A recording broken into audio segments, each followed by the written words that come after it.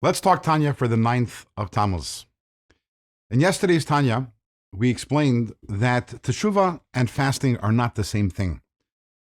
The essence of teshuvah does not include fasting at all, although we said that sometimes there is a reason to fast if there's a fear that there is some sort of harsh heavenly decree, so a fast can cause that decree to be nullified.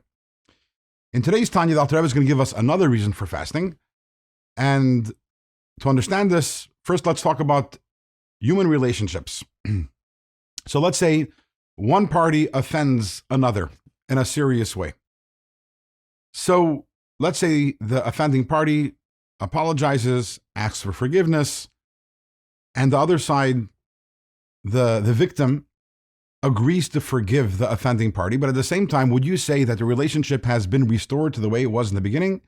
Would you say that the offender is now in the good graces of the person he or she victimized? The answer probably is no. For that, it requires an extra effort. The offender might considering getting a gift for the victim in order to really restore the relationship and to regain the person's goodwill. The same thing is in terms of our relationship with God. And back in the times of the Beis HaMikdash, the Holy Temple, this is why when a person sinned, they would bring two sacrifices. The first sacrifice was called achatas, which was for the sin, and that secured the forgiveness. But then the person would bring a oila sacrifice, which is another sacrifice, and the purpose of that was it was a gift to God to be restored to God's good graces. Today we don't have a holy temple. We don't have the korbanos. We don't have the sacrifices. So tshuva is instead of the korban chatas, instead of the first korban, the first sacrifice, the one that secures the forgiveness, today tshuva alone is enough for that. However, in order to be able to be in God's good graces once again and have our relationship with God restored as it was before we sinned, for that, instead of a korban oila, what we do is we fast. Because the concept of a sacrifice is we take the fats and the blood of the animal and that goes on the altar. So here also when a person fasts, what happens?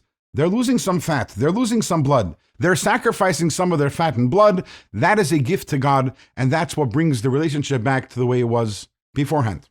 This is why in the Talmud we find quite often many of the great sages of the Talmud that they would fast multiple times, even over very minor indiscretions. Again, this is not tshuva. Tshuva itself is the resolve never to sin again, but it is the gift that one gives to God afterwards to be restored in God's good graces. This is why, if we look in the books of the Kabbalists, also in the early books of Musar, we find over there, and the Arizal spoke about, he actually identified the appropriate amount of times a person should fast for particular sins. And Dr. Rebbe gives a few examples over here in the chapter. One example he gives is that if a person gets angry, so a person should fast, take a guess how many times? 151 times, 151 days to fast for an incident of anger. I think that knowing how much you'd have to fast would probably help people control their emotions and not get angry. So this is another purpose of fasting. Again, it's not tshuva, but it's another purpose of fasting. And now the next question we have is, okay, what if I got angry 5 times? Do I have to fast 151 times? Do I have to fast 151 times 5?